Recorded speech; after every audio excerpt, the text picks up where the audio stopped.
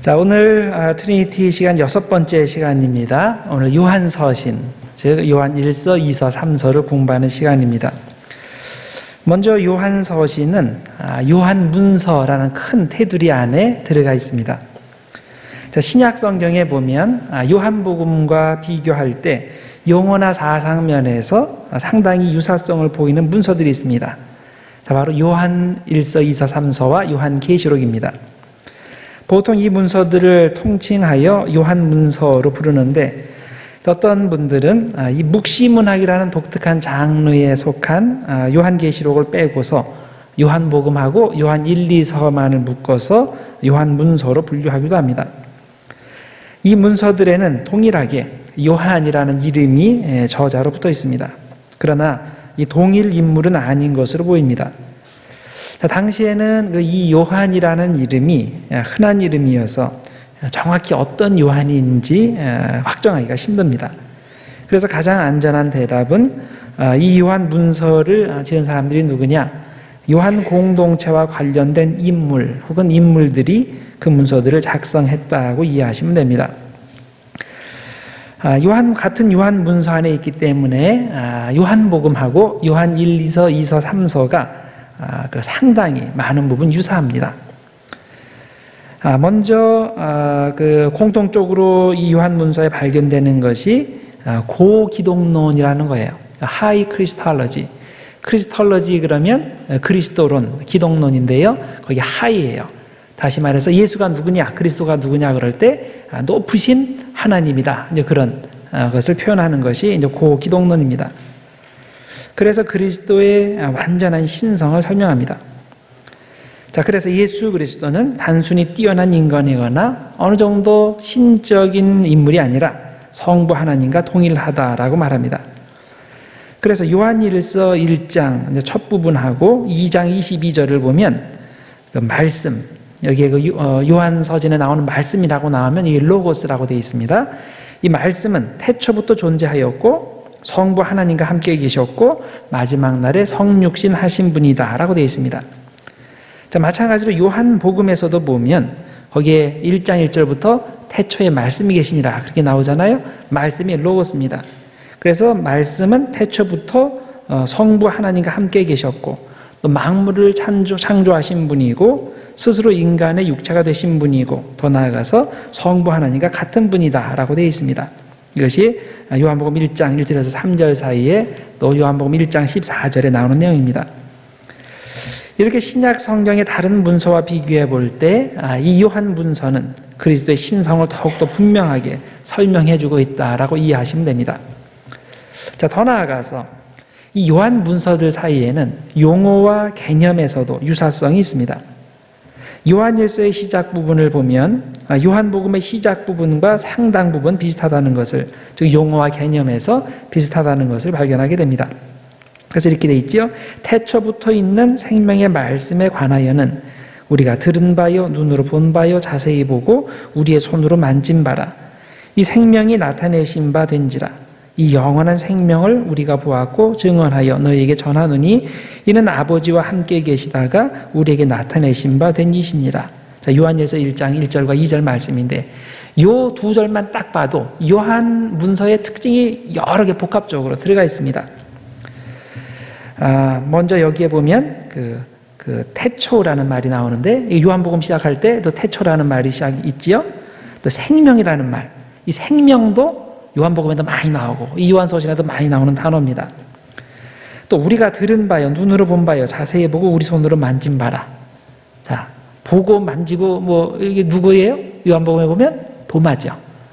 도마에 관한 그런 표현이 나오는데 이게 그대로 여기 들어가 있습니다. 또 그 영원한 생명, 이 영생에 대한 내용도 여기에 나오고 이게 이제 요한복음하고 이제 많이 비슷합니다. 그래서 요한복음 1장 1절에 보면 역시 생명의 말씀이 그 태초부터 말씀이 계시니라라는 내용이 일치하고 또 영원한 생명 말씀이 아버지와 함께 계셨다. 또 나중에 우리에게 나타나셨다. 이게 성육신을 가리키는 말인데 역시 요한복음 1장 2절에도 나오고 1장 14절에도 나오는 내용입니다. 자, 또한 이 요한일서 1장 1절과 2절에 또 보면 생명이라는 단어가 3번씩 반복해서 등장하는데, 아까 말씀드린 대로 이 단어가 요한복음이 즐겨 사용하는 단어라고 말씀드렸죠. 그래서 요한복음 1장 4절에 보면 그 안에 생명이 있었으니 이 생명은 사람들의 빛이라. 여기 생명이란 말, 빛이라는 말, 이게 그 두 군데서 다 공통적으로 나오는 내용입니다. 요한복음 11장 25절도 나는 부활이요 생명이니, 여기 또 생명이란 말이 또 나오죠. 또 요한복음 12장 25절에도 보면 또 생명이 또 나와요. 자기의 생명을 사랑하는 자는 잃어버릴 것이요 이 세상에서 자기의 생명을 미워하는 자는 영생하도록 보존하리라. 자, 그래서 생명이라는 단어 반복해서 나옵니다. 또 진리라는 단어도 마찬가지로 즐겨 사용하는 단어입니다. 요한일서 1장 6절하고 8절을 보면 이 진리라는 말이 나옵니다. 만일 우리가 하나님과 사귐이 있다 하고 어둠에 행하면 거짓말을 하고 진리를 행하지 아니함이거니와. 또 8절, 만일 우리가 죄가 없다고 말하면 스스로 속이고 또 진리가 우리 속에 있지 아니할 것이요. 그리고 요한 2서에도 보면 진리라는 말이 또 반복해서 나옵니다. 요한 2서 1장 1절에서 4절에 보면 매절마다 진리라는 단어가 반복해서 나와요. 이렇게 돼 있어요. 장로인 나는 택하심을 받은 부녀와 그의 자녀들에게 편지하노니 내가 참으로 사랑하는 자여 나뿐 아니라 진리를 아는, 여기 있죠, 진리를 아는 모든 자도 그리하는 것은 우리 안에 거하여 영원히 우리와 함께할 진리로 말미암음이로다. 진리가 또 나오죠. 은혜와 긍휼과 평강이 하나님 아버지와 아버지의 아들 예수 그리스도께서 진리와 사랑 가운데서 우리와 함께 있으리라. 너희 자녀들 중에 우리가 아버지께 받은 계명대로 진리를 행하는 자를 내가 보니 심히 기쁘도다. 자, 이 짧은 4절에 계속 진리가 반복해서 나오죠. 물론 요한복음에서도 진리라는 단어가 많이 등장합니다. 요한복음 8장 32절, 진리를 알지니 진리가 너희를 자유롭게 하리라. 또 요한복음 17장 17절, 그들을 진리로 거룩하게 하옵소서. 아버지의 말씀은 진리니이다. 예수님께서 제자들을 위해서 기도하실 때 이 내용이 들어가 있죠. 이상 몇 가지만 간단하게 예를 들어드렸는데, 여러분들이 요한문서를 쭉 읽어보시면, 비교해서 읽어보시면 그 외에 공통되는 게 너무나 많이 나옵니다. 대표적으로 사랑이라는 것이 굉장히 강조돼서 나오죠. 또 빛, 영생, 태어남, 이런 주요 단어들, 개념들이 반복돼서 나오게 됩니다. 그래서 이렇게 상당한 유사성이 이제 요한 문서들 사이에 발견되는데, 그러나 이런 유사성에도 불구하고 그들 사이에 대단히 중요한 차이점이 있습니다. 바로 이단에 대해서입니다. 요한복음에는 이단의 문제가 나오지 않지만 이 요한 문서에는 그 문제가 크게 부각됩니다. 사실 요한서신을 기록한 이유가 당시에 유행하던 영지주의의 한 일부였던 가현론 때문입니다. 자, 가현론, 그럼 가짜로 보였다라는 그런 이론인데요. 제가 자세히 나중에 설명을 드리겠습니다. 그래서 이런 가현론이 있을 때 그들의 도전을 막아내고 성도들을 올바른 신앙으로 지도하기 위해서 이 요한서신을 지은 겁니다. 그래서 요한일서 2장 26절에 보면 그 목적이 나와요. 너희를 미혹하는 자들, 이단 말하는 거예요. 너희를 미혹하는 자들에 관하여 내가 이것을 너희에게 썼노라. 이것이 이제 쓴 목적입니다. 그래서 요한서신은 가현론자들을 가리켜서 미혹하는 자, 거짓말하는 자, 적그리스도, 거짓 선지자, 이런 여러 가지 이름으로 부릅니다. 자, 요한서신이 셋인데 이 서신 셋 모두 이 가현론 이단과 직간접적으로 관련되어 있는 것으로 보입니다. 자, 요한일서의 경우 교회 안에 이단이 침투해서 이미 문제를 일으켰어요. 그리고 교회를 장악하려고 했어요. 근데 그것이 이제 실패로 돌아가서 그 사람들이 이제 밖으로 나갔는데, 자, 이 사람들의 문제가 뭐냐면 그리스도의 성육신을 부정합니다. 즉, 그리스도가 그 인간의 우리와 똑같은 육체를 가지고 있었다. 이것을 부정합니다. 이것을 성육신이라고 그러는데, 이 성육신을 부정하니까 자연히 그리스도의 고난이라든가 십자가라든가 부활도 부정하게 됩니다. 또 이런 식으로 육체의 가치를 부정하기 때문에 자연히 이 땅에서의 선행에 관심이 없게 됩니다. 더 나아가서 이들은 여기저기 다니면서 이단 사상을 전파한 것으로 보입니다. 그래서 요한 2서에서는 그런 사람들을 영접하지 말라라고 경고합니다. 자, 요한 2서 10절과 11절에 이렇게 돼 있어요. 누구든지 이 교훈을 가지지 않고 너희에게 나아가거든, 즉 잘못된 교훈을 가지고 너희에게 나아가거든 그를 집에 들이지도 말고 인사도 하지 말라. 그에게 인사하는 자는 그 악한 일에 참여하는 자임이라. 사랑을 강조하는 요한 서신에서 이런 야박한 말이 나온다는 것이 좀 이상하지 않습니까? 그런데 전혀 이상한 일이 아닙니다. 사랑을 악용하는 사람들에게는 어쩔 수 없이 교회를 지키기 위해 사랑의 행위에 제한을 둘 필요가 있는 겁니다. 그런 면에서 우리가 이 요한 1서를 사랑의 서신으로 부른다면 아마 이 요한 2서는 사랑의 한계를 가르치는 서신으로 불러도 될 것입니다. 한편 요한 3서는 가이오에게 보내는 편지인데 그에게 올바른 교훈을 가르치는 전도자를 영접하라고 권면하고 있습니다. 그 교회에는 그 디오드레베라는 사람이 있는데 이 사람이 계획적으로 그런 선한 전도자들을 배척하고 있는 상황에서 가이오는 그의 악행을 제어하고 앞으로 요한이 보내게 될 전도자를 받아서 교회에서 말씀을 전하게 하라고 미리 편지하고 권면하는 것입니다. 이렇게 요한의 교회를 어지럽힌 가현론이 있는데 이 가현론은 복음서에 나타난 그리스도의 모습을 다 가짜로 이해합니다. 가현론은 영어로 도세티즘 아니면 도케티즘이라고 하는데요. 그리스의 도케인이라는 단어에서 나왔습니다. 도케인이라는 단어의 뜻은 뭐뭐처럼 보이다, appear 그런 뜻이에요. 그래서 가현론자들이 주장하는 것은 예수님께서는 정말 사람이 되신 게 그냥 그리스도는 정말 사람이 되신 분이 아니라 사람처럼 보인 분일 뿐이다 이렇게 이야기를 합니다. 그래서 이 그리스도가 태어나신 것도 가짜고 우신 것도 가짜고 고통당하신 것도 가짜, 십자가 지신 것도 가짜, 그리고 십자가에서 돌아가신 것도 가짜라는 겁니다. 예수님은 잠깐 그리스도가 들어와서 살았던 껍데기에 불과하고 예수님이 십자가에 달리실 때 그리스도는 십자가에 안 달리셨다는 거예요. 그래서 예수와 그리스도를 분리시켜요. 그래서 그 예수라는 것은 껍데기여서 그리스도가 그냥 들어와서 잠깐 있었던 것일 뿐이고 이 그리스도는 신적인 그 존재이기 때문에 십자가를 지실 수 없다는 거예요. 그래서 십자가 달릴 때 이 그리스도는 그 십자가를 떠나서 예수가 십자가 지는 걸 가만히 지켜보고만 있었다. 이런 얘기를 합니다. 이렇게 가현론은 성자 그리스도의 인성을 부인하는데 이렇게 하는 이유가 있죠. 이 사람들이 그 잘못된 논리를 가지고 있는 거예요. 그 사람들이 어떤 논리를 가지고 있냐면 하나님이 정말로 인간이 되셨다면 그런 하나님은 진짜일 수가 없다는 거예요. 이 사람들 생각에 하나님은 온전히 거룩하신 영이기 때문에 이 더러운 육체와 관계를 가지면 안 된다고 생각을 하는 거예요.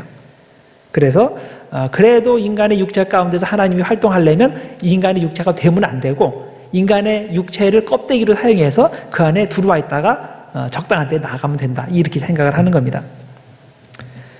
이 사람들 생각에는 또 구원과도 관계가 있는데 어떻게 우리와 똑같은 인간의 연약함을 가진 존재가 어떻게 우리의 구세주가 되냐, 말이 안 된다 이렇게 생각을 하는 겁니다.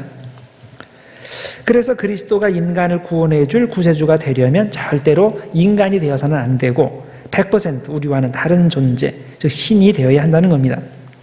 그런데 우리가 성경을 읽어보면 이게 터무니없는 말임을 우리들이 알게 되죠. 성경이 어떻게 가르칩니까? 그리스도께서 정말로 인간이 되셨다고 가르칩니다. 요한 1서 4장 2절과 3절에 그 내용이 나오죠. 육체를 가지신 것을 부정하는 사람이 적그리스도다 이렇게 가르치죠.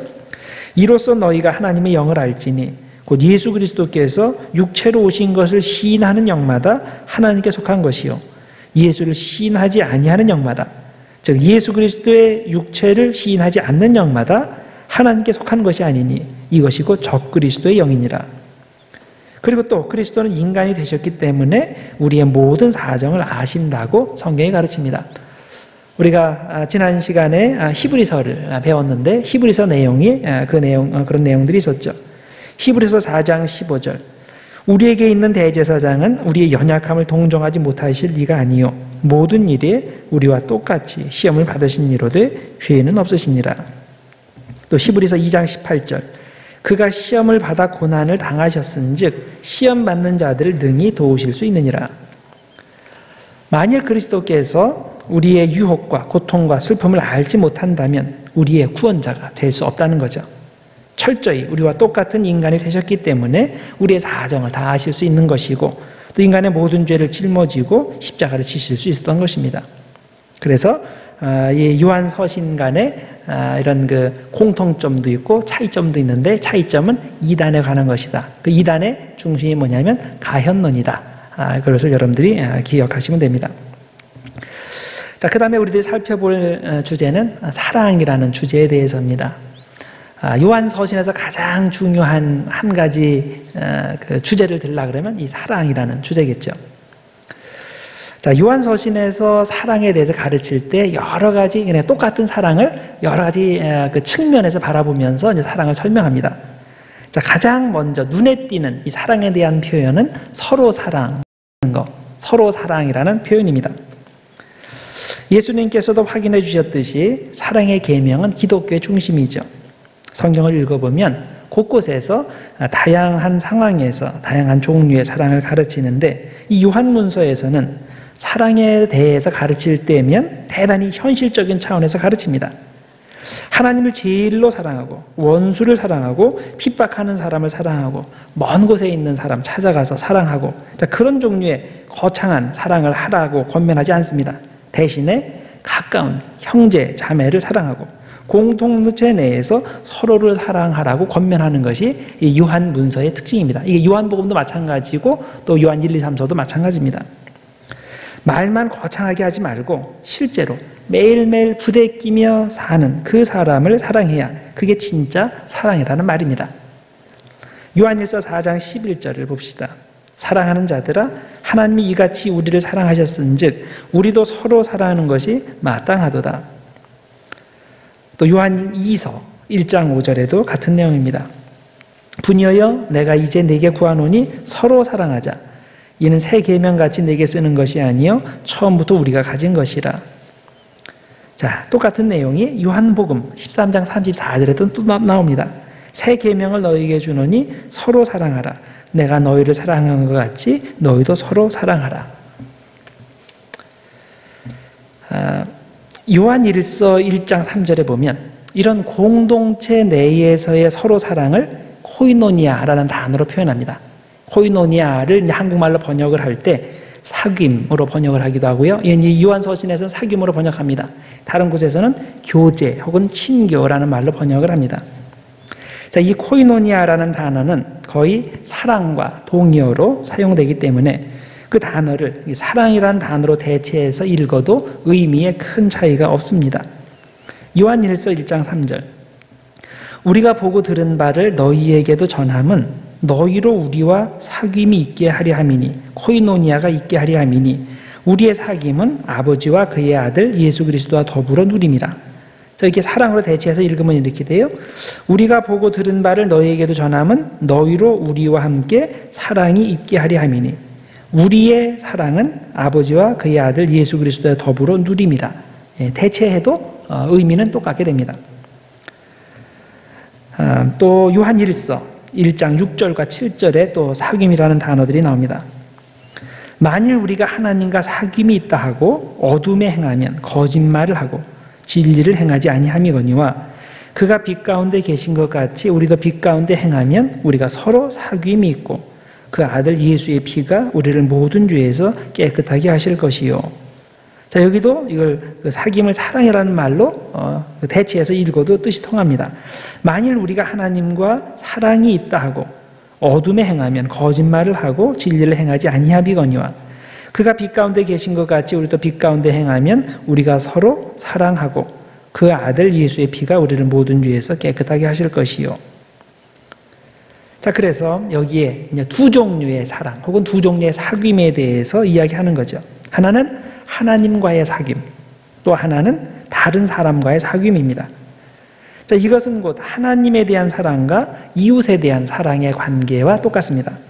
우리가 하나님을 사랑한다면 당연히 형제 자매도 사랑해야 하는 것처럼 하나님과의 사귐이 있다, 펠로십이 있다고 말하는 사람은 당연히 이웃과도 사귐이 있는 것이 당연하다는 말입니다. 같은 신앙 공동체 안에서 성도들 간의 사귐은 하나님 사랑과 분리될 수 없는 대단히 중요한 일입니다. 하나님을 사랑한다고 하면서 공동체 내에서 서로 사랑하지 못하면 이는 하나님을 사랑하는 것이 아니죠. 그래서 요한일서 4장 20절에 이렇게 말씀합니다. 누구든지 하나님을 사랑하노라 하고 그 형제를 미워하면 이는 거짓말하는 자니 보는 바 그 형제를 사랑하지 아니하는 자는 보지 못하는 바 하나님을 사랑할 수 없느니라. 세상에서는 피부색이 같다거나 같은 민족이라거나 같은 지역 출신이라거나 아니면 취미가 같다거나 이런 이유로 서로 사귐을 가집니다. 그러나 교회 안에서는 그러면 안 됩니다. 교회에서 사귐을 가진다는 것은 독생자 예수를 주시기까지 우리를 사랑하시는 그 하나님 때문에 서로 사귐을 갖는 겁니다.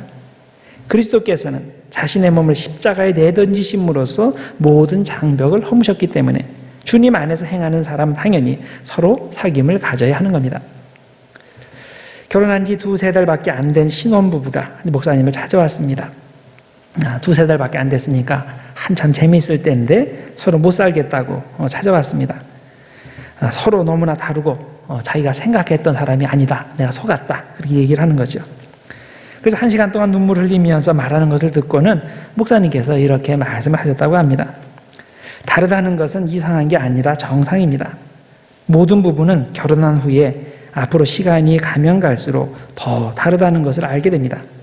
10년 후에는 정말 다르다는 것을 알게 되고 20년 후에는 확실하게 다르다는 것을 알게 되고 30년쯤 지나면 이거 처음에 30년 전에 만나지 말았어야 된 건데 그런 생각이 든다는 겁니다. 점점 확신이 강해지죠.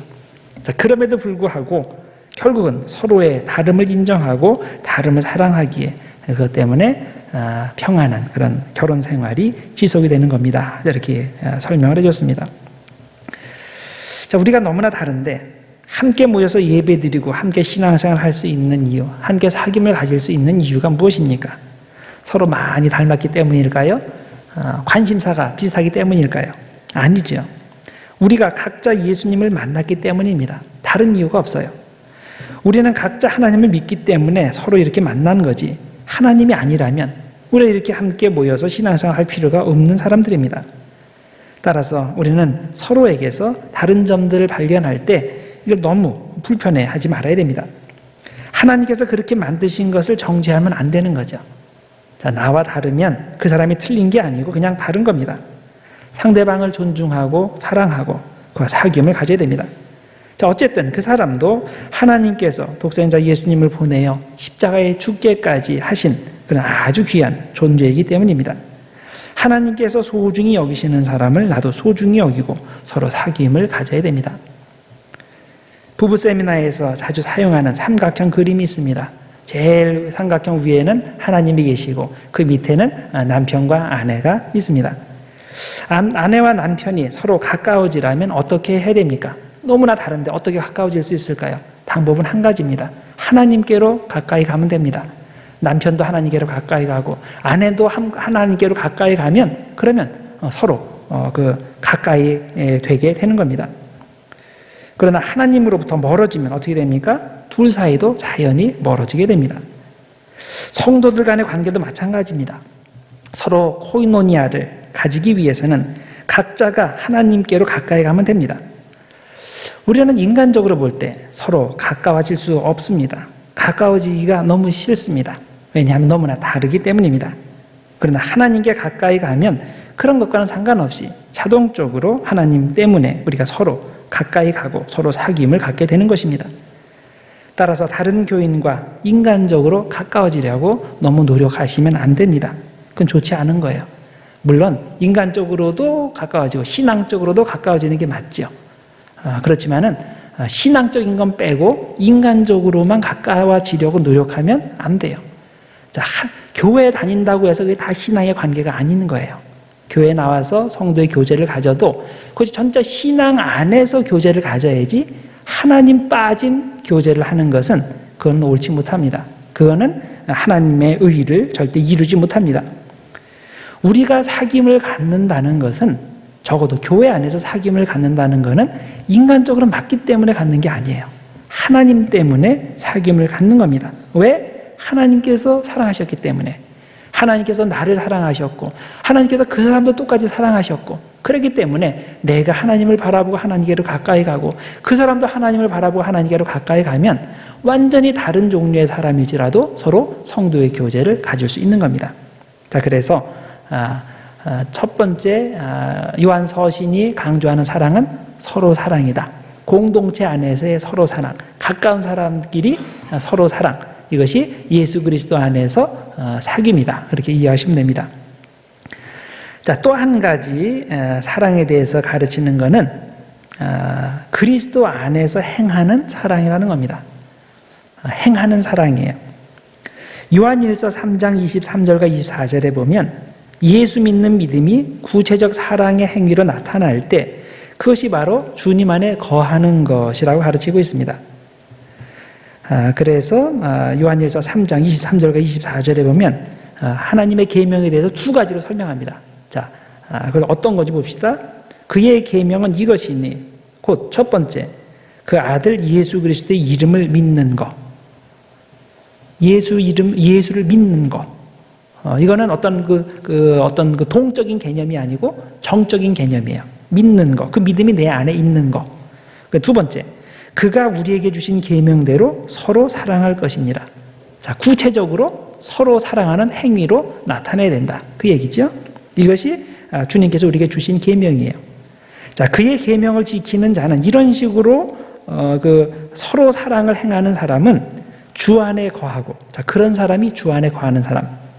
주는 그의 안에 거하시나니 우리에게 주신 성령으로 말미암아 그가 우리 안에 거하시는 줄을 우리가 아느니라. 자, 주님이 우리 안에 거하는 줄을, 또 내가 주님 안에 거하는 줄을 어떻게 아느냐? 두 가지라는 거죠. 첫째는 예수를 믿는 것, 믿음이 내 안에 있는 것. 두 번째는 그 믿음이 서로 사랑으로 나타나는 것. 자, 이걸 보고서 내가 예수 안에 있다, 예수님께서 내 마음에 계시다, 이걸 안다는 거예요. 그래서 여기에 보면 하나님의 계명에 순종하는 것을 두 가지 차원에서 설명하는 거죠. 하나는 믿는 것, 또 하나는 실제 행동하는 것. 이거 두 가지가 같이 있어야 됩니다. 그래서 그 다음에 서로 사랑하라는 명령이 뒤따르는 겁니다. 자, 요한일서 2장 5절과 6절에 보면 이런 믿음과 사랑의 관계를 그리스도 안에 있는 것과 그리스도 안에 행하는 것의 관계로 설명합니다. 자, 그리스도 안에 있는 것, 이게 정적인 개념이야. 그러니까 들어가 있는 거예요. 그런데 그리스도 안에 행하는 것, 이거는 그 안에서 실제 행동을 하는 걸 말하는 거죠. 자, 요한일서 2장 5절과 6절. 누구든지 그의 말씀을 지키는 자는 하나님의 사랑이 참으로 그 속에서 온전하게 되었나니 이로써 우리가 그의 안에 있는 줄 아노라. 자, 우리가 그리스도 안에 있는 줄 아노라. 그의 안에 산다고 하는 자는, 여기 사는 것은 움직이며 사는 그런 얘기가 아니고 원어에는 remain이라고 돼 있어요. 거기에 머물러 있는 것, stay 하는 것. 자, 우리가 그의 안에 있다고 하는 자는 그가 행하시는 대로 자기도 행할지니라. 자, 진짜 예수 안에 있다면 예수 안에서 행동해야 된다. 그 얘기예요. 행할지니라. 이거는 걷는다는 뜻이에요. walk. 자, 그래서 여기에서 우리는 행한다라는 표현에 주목할 필요가 있습니다. 신앙은 뭐냐? 단순히 내가 어떤 상태에 머무는 것이 아니라 구체적인 상황에서 행하는 것, 걷는 것입니다. 한편 요한일서 1장 6절과 7절에서는 구체적인 행함이 내가 어둠 속에 속했는지 빛에 속했는지를 판정해 준다고 합니다.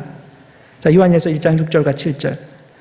만일 우리가 하나님과 사귐이 있다 하고 어둠에 행하면 거짓말을 하고 진리를 행하지 아니함이거니와 그가 빛 가운데 계신 것 같이 우리도 빛 가운데 행하면 우리가 서로 사귐이 있고 그 아들 예수의 피가 우리를 모든 죄에서 깨끗하게 하실 것이요. 자, 여기 보면 어둠 가운데 있다고 하지 않고 어둠 가운데 행한다라고 돼 있어요. 또 빛 가운데 있다라는 표현을 사용하지 않고 빛 가운데 행한다라는 표현을 사용했습니다. 자, 왜 행한다는 표현을 사용했을까요? 신앙은 정적인 것이 아니라 항상 동적이라는 사실을 말해주기 위해서 그런 표현을 사용한 겁니다. 우리가 어떤 믿음의 상태에 한번 들어가면 내가 안에 믿음이 있으면 그것으로 구원받았으니까 그것은 끝. 그게 아니라는 거죠. 그게 정말 믿음이라면 우리가 그 안에서 예수 안에서 실제로 걷고 행하는 사는 그런 그 모습이 있어야 된다는 겁니다. 그래서 사람들이 어떤 사람을 가리켜서 야, 저 사람 정말 신앙이 좋은 사람이다 라고 말한다면 그것은 그 사람이 왕년에 성경을 많이 공부한 사람이야, 그래서 성경 말씀 잘 알아, 그런 뜻이 아니죠. 오랜 경험으로 교회에 관한 모든 것을 다 알고 있는 사람이야, 그것도 아닙니다. 신앙이 좋다는 의미는 현재 그 사람이 사랑의 삶을 행한다, 살고 있다, 그런 뜻입니다. 우리가 모두 경험하는 바지만 믿음대로 행하는 것은 믿음에 대해 논하는 것보다 훨씬 어렵습니다. 우리가 하루 종일 앉아서 믿음 생활에 대해 토론할 수도 있습니다. 심지어는 믿음이 없어도 믿음 생활에 대해 전문 용어를 사용해서 논문도 쓸 수 있습니다.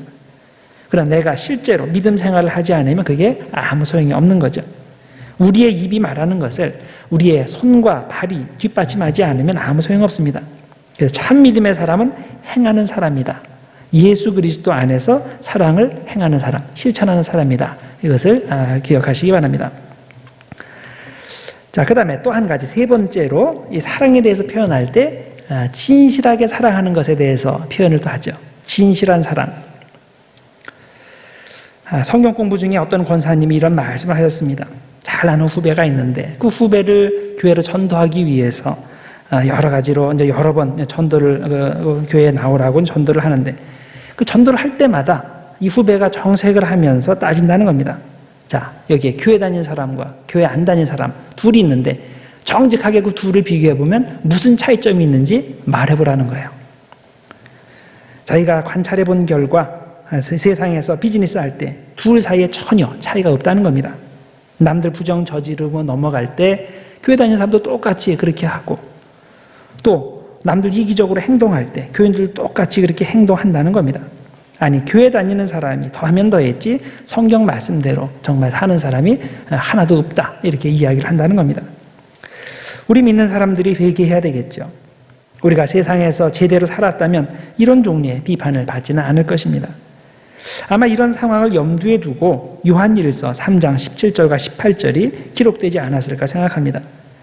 누가 이 세상의 재물을 가지고 형제의 궁핍함을 보고도 도와줄 마음을 닫으면 하나님의 사랑이 어찌 그 속에 거하겠느냐.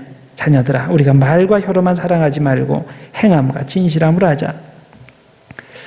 우리는 말과 혀로만 사랑하지 실제 행동으로 진실한 사랑을 하지 못했습니다.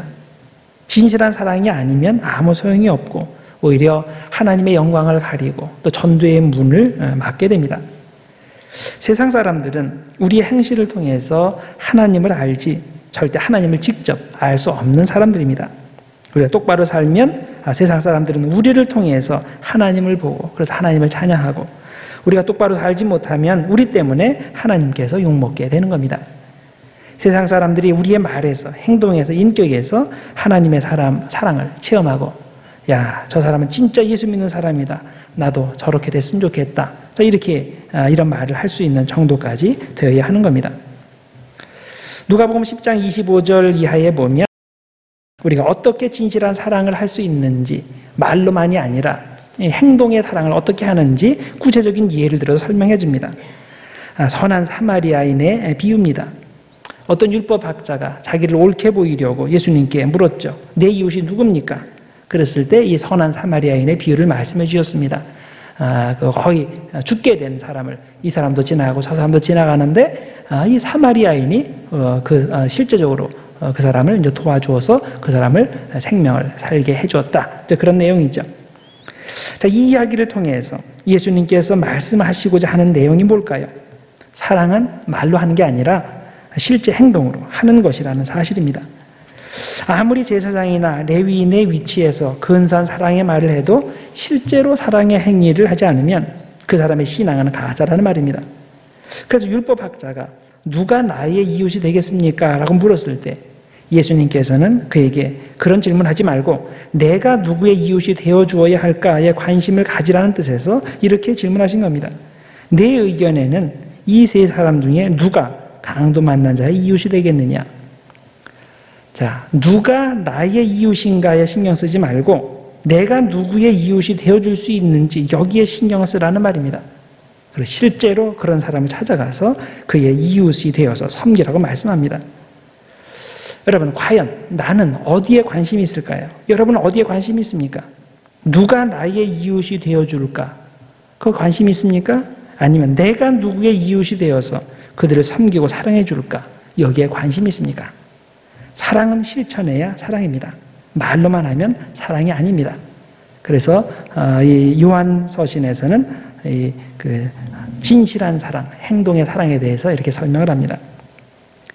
그럼 네 번째, 사랑에 대해서 어떻게 설명을 하냐면 인간의 능력으로 사랑하는 게 아니라 하나님의 사랑으로 사랑하는 것, 이것을 가르칩니다.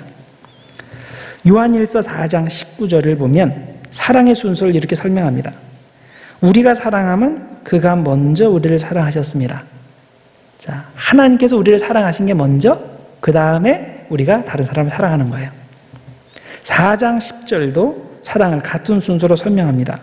사랑은 여기 있으니 우리가 하나님을 사랑하는 것이 아니요 하나님이 우리를 사랑하사 우리 죄를 속하기 위하여 화목제물로 그 아들을 보내셨습니다. 우리는 똑바로 알아야 됩니다. 우리가 하나님을 사랑하고 이웃을 사랑해야 한다고 할 때 이것은 우리 힘으로 하라는 의미가 절대 아닙니다. 그건 애초에 불가능한 일입니다. 하나님이 주신 참 사랑을 모르는 사람이 어떻게 사랑을 알 수 있고 어떻게 그런 사랑을 할 수 있겠습니까? 진정으로 사랑의 사람이 되고자 한다면 먼저 하나님께서 나를 얼마나 사랑해 주셨는지를 체험해야 됩니다. 하나님의 사랑을 체험하면 그때 비로소 그 하나님의 사랑으로 이웃을 사랑할 수 있게 됩니다. 사랑은 하나님이 하실 수 있는 많은 일들 가운데 하나가 아닙니다. 사랑은 하나님이 하시는 유일한 일입니다. 자, 하나님께서 왜 우주를 창조하셨습니까? 왜 사람을 창조하셨습니까? 사랑의 대상으로서 창조하신 겁니다. 그리고 우주를 통해서, 우리를 통해서 사랑받으시기 위해, 찬양받으시기 위해 우리를 창조하셨습니다. 예수님 보내신 것도 역시 사랑 때문이죠. 요한복음 3장 16절 말씀대로 하나님께서 이 세상을 너무나 사랑하시기 때문에 십자가에 예수님을 넘겨주셨습니다. 하나님은 우리가 깨닫지 못하고 준비가 안 되었을 때도 예수님을 보내셔서 나의 구원을 위해 고난당하게 하시고 십자가에 죽게 하셨습니다. 이렇게 예수님이 탄생과 사역과 십자가와 부활을 통해서 모두 세상을 향한 그런 하나님의 사랑을 우리에게 보여주신 겁니다. 우리가 이런 하나님의 놀라운 사랑을 깨닫고 그 사랑의 체험을 하게 되면 우리는 그 사랑으로 비로소 이웃을 사랑할 수 있게 됩니다.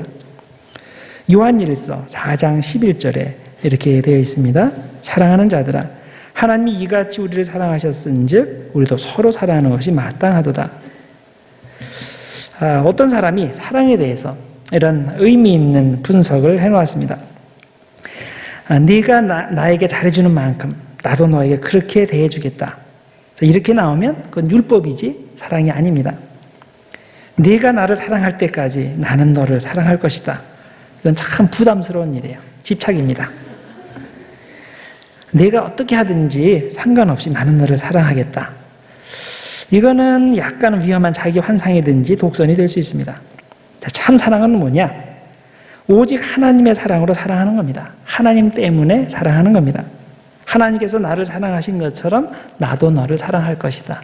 하나님이 나를 사랑해 주시는 그 방법대로 나도 너를 사랑하겠다. 이것이 진실한 사랑입니다. 사랑은 억지로 되는 것이 아니죠. 우리는 물론 사랑에 수고를 해야 되지만 하나님의 사랑이 없으면 절대로 내가 지속적인 사랑을 할 수 없습니다. 그래서 그 사랑의 열매를 맺고자 한다면 사랑을 하고 싶으면 반드시 하나님의 사랑을 먼저 체험하는 게 먼저입니다. 그러면 구체적인 현실 가운데서 사랑하기 어려운 사람들이 있잖아요. 그런 사람들을 어떻게 사랑할까요? 우리 주변에 보면 정말 사랑하기 힘든 사람이 있습니다. 내 호의를 이용만 하는 사람, 나에게 못되게 구는 사람, 인간적으로 문제가 심각해서 사랑받을 자격이 없어 보이는 사람, 이런 사람 정말 사랑하기 힘듭니다. 그러나 같은 신앙 공동체에 있는 형제 자매를 문제가 있다고 사랑하지 못하면 하나님을 사랑하지 못하는 것이라고 하였으니 이걸 어떻게 합니까? 몇 가지 원론적인 제안을 해드립니다. 첫 번째는 가장 중요한 거, 하나님의 사랑을 먼저 체험해야 됩니다. 요한일서 3장 16절에 보면 그가 우리를 위하여 목숨을 버리셨으니 우리가 이로써 사랑을 알고 라고 하였습니다. 하나님께서 독생자 예수 그리스도를 주시기까지 나를 사랑하신 것을 깨달으면 비로소 사랑이 뭔지를 알게 되고 또 이렇게 하나님의 사랑을 알게 되면 사랑하기 어려운 사람도 사랑할 수 있게 됩니다. 남들과 비교해서 남들에게 뒤처지지 않을 만큼만 사랑하거나 남들보다 약간만 더 사랑하는 게 아니라 하나님이 나를 사랑하신 것을 생각하며 정말 최선을 다해서 진실하게 사랑할 수 있게 됩니다. 마태복음 18장에 보면 일반 달란트 탕감받은 사람 이야기가 나오죠. 어떤 임금이 종들과 마지막 결산을 할 때 그때 1만 달란트 빚진 사람에게 돈을 갚으라고 요구합니다. 그런데 이 사람이 돈을 갚을 길이 없죠. 그래서 왕이 그렇게 얘기하죠. 그 가족들 다 잡아들이고 그리고 다 종으로 팔아서라도 돈을 갚으라. 이게 사정사정을 하죠. 조금만 참아주시면 내가 이 돈을 다 갚겠습니다. 근데 이 돈은, 빌린 돈은 갚지 못할 금액입니다. 자, 1만 달란트가 얼마나 큰 금액인지 아십니까? 예수님 당시에 갈릴리와 베레아 주민 전체가 로마 정부에 내는 그 1년 내는 총액이 200달란트가 안 됩니다. 그러니까 1만 달란트. 이건 뭐 죽었다 깨어나도 못 갚는 그런 금액이에요. 그래서 주인도 그걸 알아요. 그래서 불쌍히 여겨서 그래서 그 큰 돈을 탕감해 줍니다. 근데 이 사람이 밖으로 나가다가 누굴 만납니까? 자기에게 100데나리오 빚진 사람을 만나게 되죠. 1만 달란트에 비하면 껌값에 불과한 건데 그 사람 돈 안 갚는다고 그 시간도 주지 않고 감옥에 쳐넣습니다. 자기에게 빚진 자에게 사랑을 베푸지 못하는 사람은 자기가 얼마나 큰 사랑의 빚을 탕감받았는지 깨닫지 못하는 사람입니다. 내가 하나님에게 1만 달란트 빚을 탕감받았다는 걸 깨달으면 100달란트 빚진 거 이거 다 해줄 수 있어요. 물론 그것도 아깝죠. 그렇지만 내가 용서함 받은 거에 비하면 이건 아무것도 아닌 겁니다. 그래서 내가 다른 사람을 사랑하지 못하는 이유는 근본적으로 단 한 가지입니다. 내가 하나님의 사랑을 체험하지 못했기 때문이에요. 하나님의 사랑을 모르기 때문입니다. 하나님이 나를 얼마나 사랑해 주셨는지를 체험하고 깨달으면 다른 사람을 사랑하고 용서할 수 있게 됩니다. 그래서 두 번째로 사람 바라보지 말고 하나님을 바라보자. 아주 기본적인 얘기죠. 사람을 바라보면 언제나 실망하고 화가 납니다. 사람은 누구나 실수하고 결함이 있게 됩니다. 아무리 완벽하게 보이는 사람도 다가가서 사귀어 보면 허점이 보이고 내 마음에 상처를 주는 일들이 벌어지게 됩니다. 우리가 누군가에 대해 이미 나쁜 선입견을 가지고 있는 경우에는 더 심각하죠. 특별히 내가 의도하지도 않았는데 그 사람에게서는 항상 나쁜 것만 보게 됩니다. 그에 대해 더욱 실망하고 분노를 느끼게 되죠. 그러나 내가 하나님을 바라보게 되면 어떻게 됩니까? 그때 너그러울 수 있고 용서할 수 있게 됩니다. 심지어 내 사랑을 이용해 먹을 생각만 하는 사람에게도 보다 너그럽게 됩니다. 왜냐하면 하나님과 나와의 관계를 생각해 보면 나도 하나님께 똑같이 하기 때문이죠. 아마 더하면 더했지 덜 하지 않기 때문입니다. 누군가가 나의 선한 마음을 이용해만 먹으려고 합니까? 그러면 자신에게 솔직히 물어보시기 바랍니다. 나도 똑같이 하나님을 이용할 생각만 하지 않는지. 어떤 사람이 나의 사랑을 받을 자격이 없다고 느껴집니까? 그러면 자신에게 솔직히 물어보기를 바랍니다. 그러면 나는 하나님의 사랑을 받을 자격이 되는 사람인지, 하나님의 실수투성이인 나를 여전히 사랑하시고 여전히 용서하시고 여전히 은혜를 베풀어 주십니다. 내가 이런 시각으로 형제 자매들을 볼 수 있을 때 우리는 그때 용서할 수 있고 사랑할 수 있고 너그러워질 수 있습니다.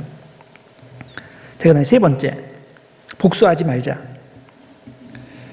나에게 공개적으로 모욕을 주거나 어려움을 주는 사람, 다른 사람은 몰라도 그 사람은 내가 꼭 죽어서라도 복수해야 직성이 풀릴 사람, 어떻게 됩니까? 그런 사람, 그럴 경우에 우리는 적어도 내 손으로 복수하지 않도록 노력해야 됩니다. 동시에 다른 사람의 손을 빌어서 간접적으로 복수하는 일도 없어야 되겠죠. 그거나 마찬가지니까. 복수하는 것은 하나님께 맡기고 나는 나 자신이 해야 할 일만 충실히 하면 됩니다. 로마서 12장 19절 이하에 이런 말씀이 나오죠. 내 사랑하는 자들아, 너희가 친히 원수를 갚지 말고 하나님이 진노하심에 맡기라. 기록되었으되 원수 갚는 것이 내게 있으니 내가 갚으리라고 주께서 말씀하시니라. 내 원수가 줄이거든 먹이고 목마르거든 마시게 하라. 그리함으로 네가 숯불을 그 머리에 쌓아놓으리라. 악에게 지지 말고 선으로 악을 이기라. 자, 하나님께서 우리에게 이런 말씀을 주시는 것은 다 우리의 유익을 위해서입니다. 하나님은 우리가 원수 갚기 위해서 원수 갚느라고 감정적인 에너지 소비하고 또 시간 낭비하고 그렇게 하지 말라는 겁니다. 우리의 귀중한 시간을 또 우리의 귀중한 그런 에너지를 왜 그런 쓸데없는 일에 소비를 합니까? 그런 일에 소비하지 말고 사람을 살리는 일에 그 힘을 쓰고 또 하나님의 빛을 전하는 귀중한 일에 우리의 힘과 시간을 이용해야 하는 겁니다. 아무리 노력해도 사랑할 수 없는 사람이 있습니까? 그러면 최소한도로 내가 할 수 있는 일은 내 손으로 원수를 갚지 않겠다는 그 결단이 필요합니다. 하나님께 맡겨야 됩니다. 네 번째, 기도하자. 자, 내가 그런 사람도 사랑할 수 있도록 하나님의 사랑을 나에게 부어주십시오 하고 기도하시고 그런 사람과 계속 사귐을 가질 수 있도록 하늘의 능력을 내게 주십시오 하고 기도하시길 바랍니다. 사랑은 우리 마음대로 할 수 있는 게 아닙니다. 사랑이 안 되는 걸 어떻게 사랑합니까? 안 되는 건 아무리 해도 안 됩니다. 그러나 우리가 안 된다고 하나님도 못 하시는 것이 아닙니다. 사람이 못하는 것도 하나님은 하실 수 있습니다. 세상 만물을 창조하시고 인간을 창조하신 하나님께서 나를 새롭게 변화시키실 수 있고 또 그 사람도 다시 창조해 주실 수 있습니다. 자, 막달라 마리아 기억하십니까? 한때 7 귀신 들렸던 사람입니다. 그런데 하나님께서는 그를 고쳐서 주님의 충실한 제자로 만드셨습니다. 바울 어땠습니까? 자존심이 강하고 사람들을 잡아 죽이는 과격한 사람이었는데 그를 변화시켜서 그 자기가 잡아 죽이던 사람들, 이방인들을 살리는 그런 사람으로 삼으셨습니다. 베드로는 어땠습니까? 생각이 없이 나서기 좋아하고 다혈질 성격 때문에 칼로 사람의 귀도 자르고 예수님 앞에서 자기가 지키지도 못할 약속도 마음대로 하고 그런 사람이지만은 하나님께서는 그를 변화시켜서 주님의 사도로 삼으셨습니다. 이렇게 사람을 변화시키는 하나님이 우리의 마음도 변화시켜 주시지 않겠습니까? 우리에게도 사랑할 수 없는 사람을 사랑할 수 있는 능력을 주시지 않겠습니까?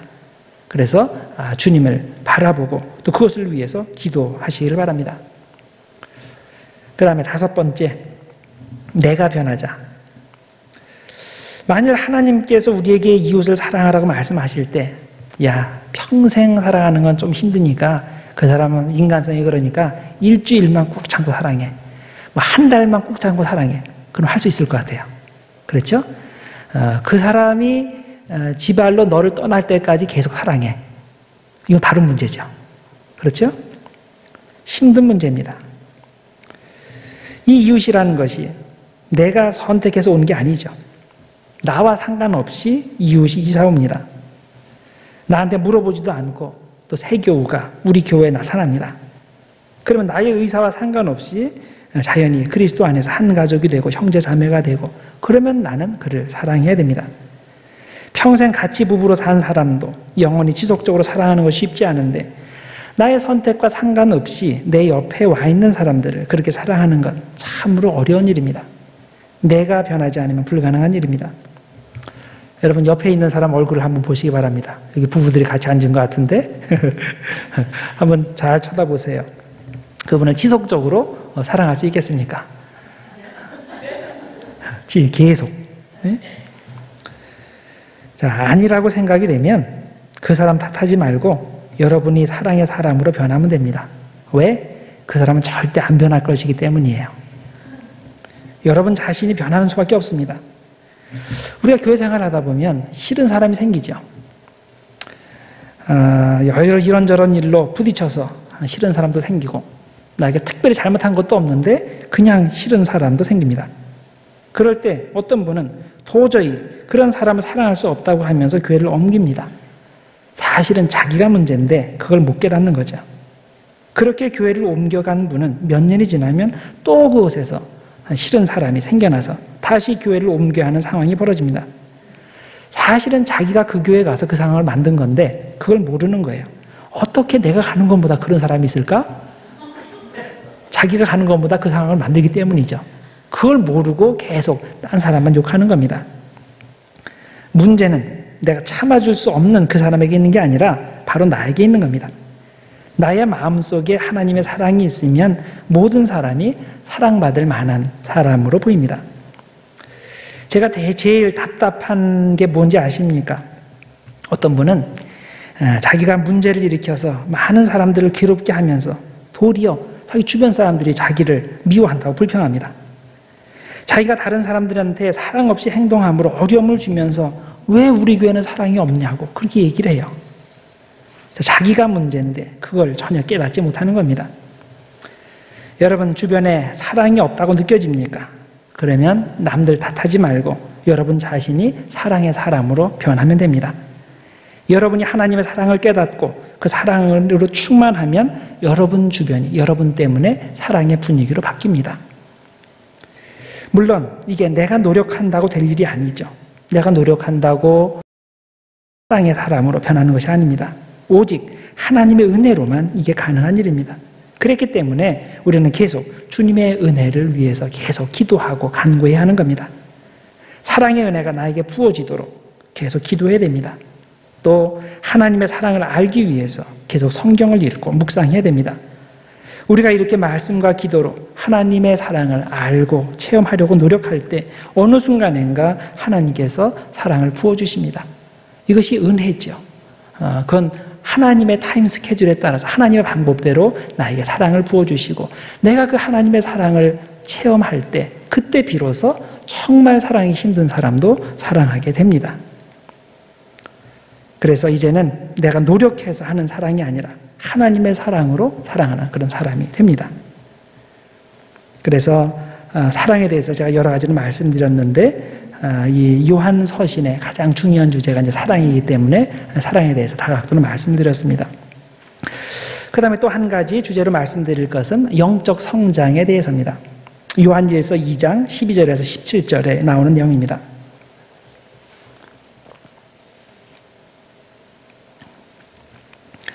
여러분들 자기 나이에 대해서 어떻게 생각하십니까? 많다고 생각하세요? 아니면 작다고 생각하십니까? 우리가 보통 나이가 어떻게 됩니까? 물으면 호적상의 나이를 의미하죠. 그런데 이 호적상의 나이보다 더 중요한 나이가 있죠. 이것이 건강 나이죠. 그래서 자기가 어떻게 음식 조절을 하고 어떻게 건강을 하고 어떻게 스트레스 조절을 하고 그것에 따라서 건강 나이가 결정이 됩니다. 그래서 이것을 측정해보면 어떤 분은 나이가 80인데 건강 나이를 측정해보면 60이 나오기도 하고 70이 나오기도 하고 또 어떤 사람은 나이가 60인데 건강 나이를 측정해보면 70, 80 그렇게 넘어가기도 하고 그런 거죠. 자, 그런데 우리 믿는 사람들에게는 이 호적상의 나이보다 건강 나이보다 더 중요한 나이가 있다는 걸 아십니까? 바로 영적인 나이입니다. 신앙의 나이입니다. 이건 호적상의 나이와 전혀 상관이 없어요. 신앙생활 얼마나 오래 했느냐? 그것과도 전혀 상관이 없습니다. 세상적으로 어린 사람이 영적으로는 어른이 될 수 있고 세상적으로 연세든 분이지만 영적으로는 아직도 아이의 수준에 머문 분들도 있습니다. 여러분은 영적으로 나이가 어떻게 된다고 생각하십니까? 요한일서 2장 12절 이하 말씀을 잘 읽어보면 나의 영적 나이가 어느 정도 될까라고 가늠해 볼 수 있습니다.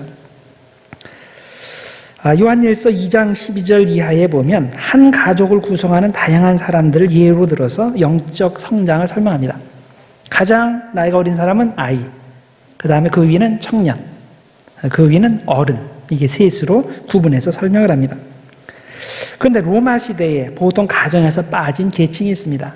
비록 혈연 관계는 아니지만은 그 집에 들어와 있는 사람들이 있어요. 바로 종과 노예들입니다. 그래서 저는 이 노예부터 종들부터 시작을 하겠습니다.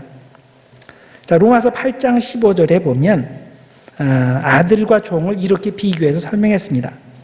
너희는 다시 무서워하는 종의 영을 받지 아니하고, 종의 특징이 뭐냐? 무서워하는, 무서움이 있는 종의 영을 받지 아니하고 양자의 영을 받았으므로 우리가 아빠 아버지라 부르짖느니라. 종의 단계에 있는 사람은 나름대로 하나님을 아는 사람들입니다. 영적인 세계가 있는 것도 알아요. 그래서 순종하면 천국에 가고 말씀에 불순종하면 지옥에 가고 벌 받고 그런 걸 압니다. 자, 그래서 나름대로 열심히 순종하려고 노력합니다. 자, 그런데 이 단계는 하나님을 사랑하기 때문에 순종하는 차원이 아니라 순종 안 하면 벌 받기 때문에 두려워서 순종하는 차원입니다. 그래서 이 단계에 있는 사람을 가리켜서 로마서는 종의 영을 가진 사람이라고 부르는 겁니다. 종과 아들은 믿음에서 수준 차이가 납니다. 종의 영을 가진 사람은 종의 믿음을 가집니다. 하나님을 믿기는 믿는데 그 저차원적으로 믿습니다.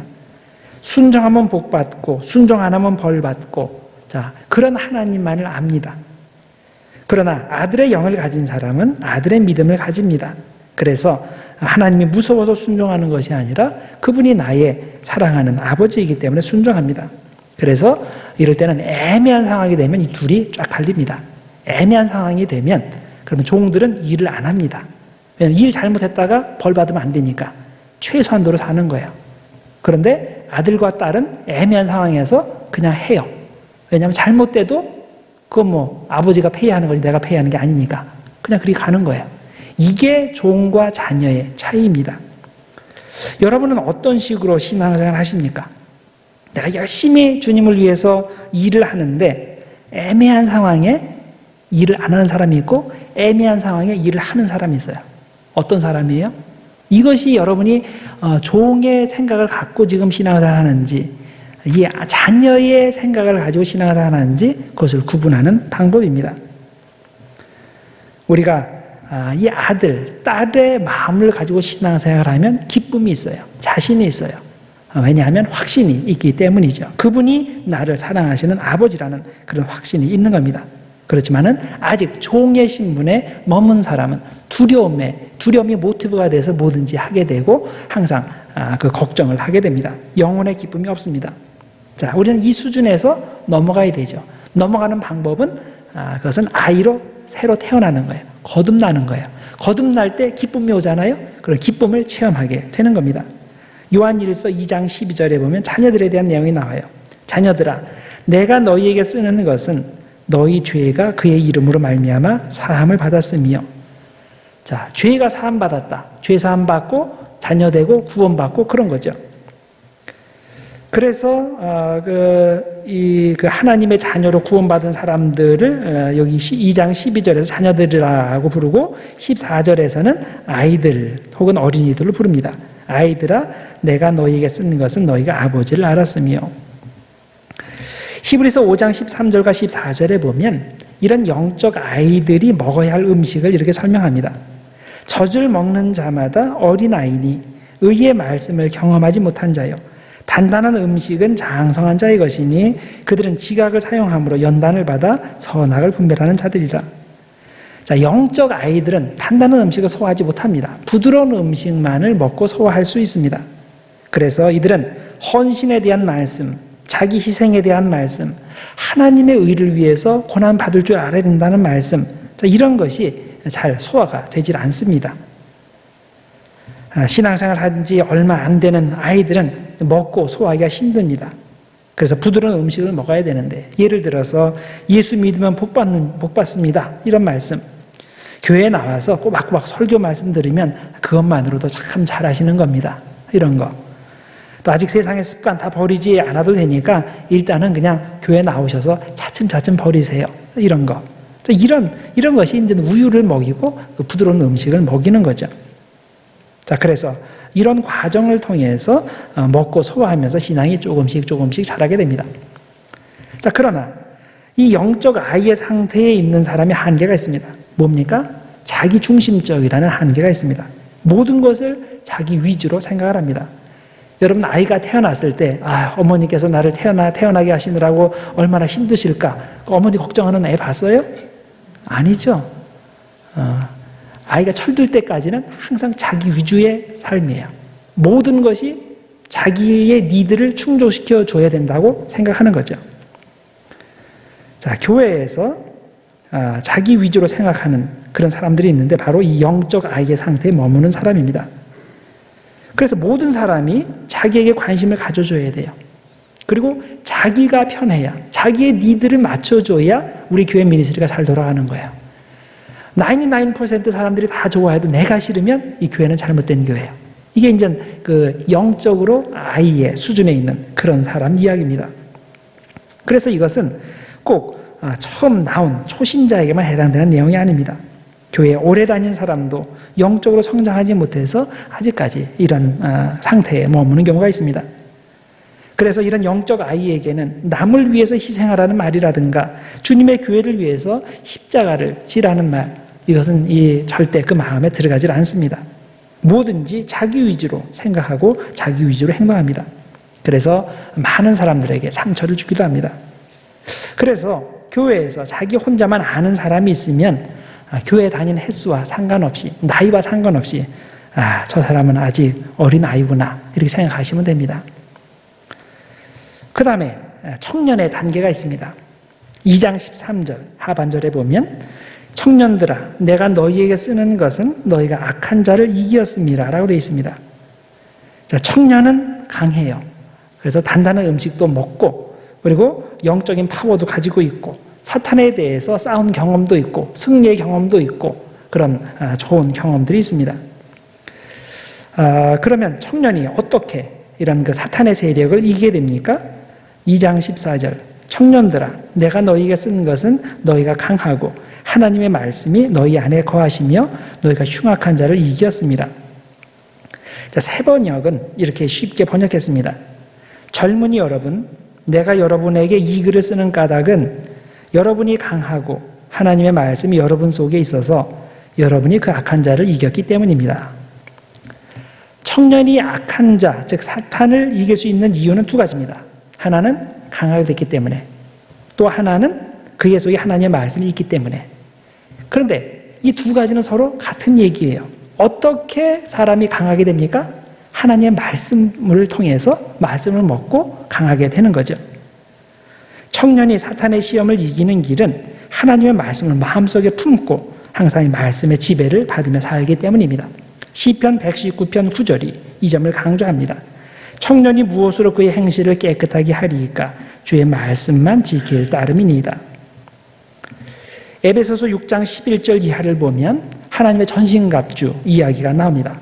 자, 사탄이 공격해서 들어올 때 그 사탄에 대항해서 자신을 보호하고 또 사탄을 공격하기 위한 그 전신갑주가 여러 가지로 설명이 되는데 거기에 의의 진리의 허리띠, 의의 호심경, 믿음의 방패 등등 여러 가지가 설명되어 나옵니다.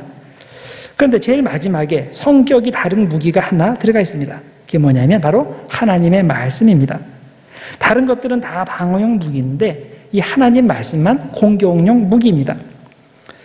여러분, 우리가 사탄에 대해서 승리하기 위해서는 방어만 하면 안 되죠. 공격을 해야 이기지 방어만 해서 이기는 것은 참 힘듭니다.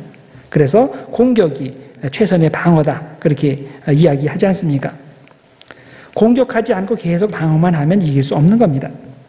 자, 아이의 초보 상태에서 청년의 역동적 신앙으로 성장하기 위해서는 이 공격용 무기가 항상 준비되어 있어야 돼요. 그게 하나님의 말씀입니다. 그래서 여러분들이 하나님의 말씀을 이렇게 나와서 배우는 이유도 거기에 있는 것이고 이것을 우리가 실습을 하고 사용할 수 있는 것도 바로 그 이유 때문입니다. 그래서 우리의 전신갑주 중에 공격용 무기는 하나님의 말씀이다. 이걸 기억하시고 그 청년의 특징이 하나님의 말씀을 강하게 사용할 수 있다는 것을 명심하시길 바랍니다. 그래서 여러 가지 인간적인 생각, 인간적인 풍습 이런 거에 관계하지 않고 그런 것에 영향받지 않고 하나님의 말씀대로 순종하며 살 수 있는 것, 그래서 거기에서 파워를 얻고 나갈 수 있는 것, 이것이 청년의 믿음의 상태입니다. 그 다음에 우리는 여기서 머물지 말고 어른의 상태로 성장을 해야 되죠. 2장 13절 아비들아 내가 너희에게 쓰는 것은 너희가 태초부터 계신 일을 알았으며, 여기서 안다는 말은 경험하여 안다는 뜻입니다. 오랜 경험을 통해서 깊이 안다는 뜻이에요. 이것은 가령 남편이 부인을 안다, 부인이 남편을 안다 그럴 때 그것이 하루 이틀 살아서 아는 게 아니죠. 오래 살면서 여러 가지 실패와 성공의 경험을 하면서 그 깊이 아는 걸 말해요. 근데 제가 트럼프 대통령을 안다, 그거는 그냥 아는 거죠. 그냥 아주 미니멀하게 신문에 나온 정도, 그 정도로 아는 거지 경험적으로 아는 게 아니에요. 자, 아버지가 여기서 나오는 아비가 하나님을 안다, 이거는 경험적으로 오랜 경험을 통해서 안다는 뜻입니다. 태초부터 계신 창조주 하나님을 안다라고 할 때 이것은 영적 아이가 아는 것과 영적 청년이 아는 것과는 차원이 다릅니다. 영적 아이는 그저 피상적으로만 압니다. 청년은 알기는 알아도 부분적으로만 압니다. 그런데 영적 어른은 수많은 성공과 실패의 경험을 통해서 하나님을 깊이 압니다. 그리고 이런 경험적 알은 하나님만을 향하는 순수한 사랑을 만들어냅니다. 이제는 더 이상 세상에 있는 육신의 정욕과 안목의 정욕과 이생의 자랑에 집착하지 않고 그런 것들에게서 멀어져서 나중에는 그런 것들에 완전히 무지한 상태에 이르게 됩니다. 자, 이것이 곧 완전의 상태입니다. 우리는 이런 완전에 이르기 위해서 성화의 노력을 계속해야 됩니다. 히브리서 6장 1절과 2절에 보면 우리가 어느 한 지점에 머무르지 말고 만족하지 말고 완전에 이르기까지 열심히 전진하라고 격려하고 있습니다. 히브리서 6장 1절과 2절 그러므로 우리가 그리스도의 도의 초보를 버리고 죽은 행실을 회개함과 하나님께 대한 신앙과 세례들과 안수와 죽은 자의 부활과 영원한 심판에 관한 교훈의 터를 다시 닦지 말고 지금까지 말한 것은 교훈의 터예요. 베이직이에요. 그걸 다시 닦을 생각하지 말고 거기에 계속 머무르지 말고 그다음에 완전한 대로 나아갈지니라. 자, 히브리서에서 말씀하는 내용입니다. 회개와 믿음, 양자의 영과 어둠의 영, 천국과 지옥, 자, 이런 것들은 베이직한 거예요. 당연히 우리가 알고 있어야 되는 겁니다. 그러나 그런 수준에만 머물면 안 됩니다. 아이가 자라서 청년이 되고 청년이 자라서 어른이 되는 것처럼 우리도 종의 믿음에서 아들의 믿음으로 성장하고 그 다음 믿음의 확신을 가지고 담대히 사탄의 세력에 대항하여 이기는 청년이 되어야 됩니다. 그런데 이것이 끝이 아니죠. 그 다음에 우리는 어른의 상태, 즉 그리스도의 완전을 지향하는 상태까지 가야 됩니다. 물론 여기서 말하는 완전은 절대적 완전이 아니라 상대적 완전이죠. 절대적 완전은 우리가 육신의 연약함을 완전히 벗을 때 천국에 가서나 가능한 그런 완전이고 우리가 이 연약한 육신을 가지고 이 땅에서 지향해야 할 완전은 상대적 완전입니다.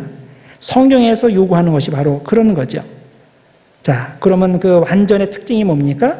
사랑이죠. 하나님을 진심으로 사랑하고 이웃을 내 몸과 같이 사랑하고 그런 상태가 될 때 이 땅에서 우리가 도달할 수 있는 상대적 완전의 상태가 됩니다. 마태복음 22장 37절 이하에서 주님께서 이런 완전의 상태를 이렇게 설명하셨죠. 예수께서 이르시되 네 마음을 다하고 목숨을 다하고 뜻을 다하여 주 너의 하나님을 사랑하라 하셨으니 이것이 크고 첫째 되는 계명이요 둘째도 그와 같으니 네 이웃을 네 자신과 같이 사랑하라. 그래서 주님께서 요구하시는 완전은 그 모든 인간적 무지와 실수가 없는 절대적 완전이 아니라 하나님을 향한 100% 순수한 사랑의 상태인 것을 우리들이 명심하고 또 그것이 바로 이제 어른의 상태, 완전의 상태인 것을 알고 우리가 그쪽을 지향해서 매일매일 성장해 가야 됩니다. 신자는 목표가 있습니다. 그것은 남들보다 약간 뒤지지 않는 그런 정도의 신앙 유지하는 게 아니죠. 우리의 목표는 예수 그리스도예요. 예수 그리스도의 완전하심입니다. 이것을 가리켜 오늘 이 말씀에서는 어른의 단계로 설명을 하는 겁니다. 우리는 연약한 인간이니까 완전할 수 없고 완전할 수 없으니 대충 하고 중간에 포기해도 돼. 이렇게 생각하면 안 되는 겁니다. 그것은 믿음의 길이 아닙니다. 그래서 상대적 완전을 목표로 해서 매일매일 신앙 성장에 힘쓰는 여러분들과 제가 되기를 바랍니다. 기도하겠습니다. 하나님 아버지 감사합니다. 오늘도 주님의 말씀을 통해서 우리에게 여러 가지 중요한 교훈의 말씀을 허락하심을 감사합니다. 하나님 주님께서 원하시는 기대하시는 그런 우리 기대치가 있습니다. 우리가 어른의 상태까지 성장해서 예수 그리스도의 완전에 도달하는 것을 기대하십니다. 하나님 무엇보다도 주님의 사랑에 우리들이 주님의 사랑을 받게 하시고 또 그 배운 사랑대로 우리 하나님을 사랑하고 이웃을 사랑할 수 있는 우리들 될 수 있도록 하나님 인도하여 주시옵소서. 온전히 주님을 닮아감으로 말미암아 주님께서 기뻐하시는 거룩한 주님의 자녀들 모두 될 수 있도록 성장한 자녀 될 수 있도록 지금 축복하여 주시옵소서. 예수님의 이름으로 기도드립니다. 아멘.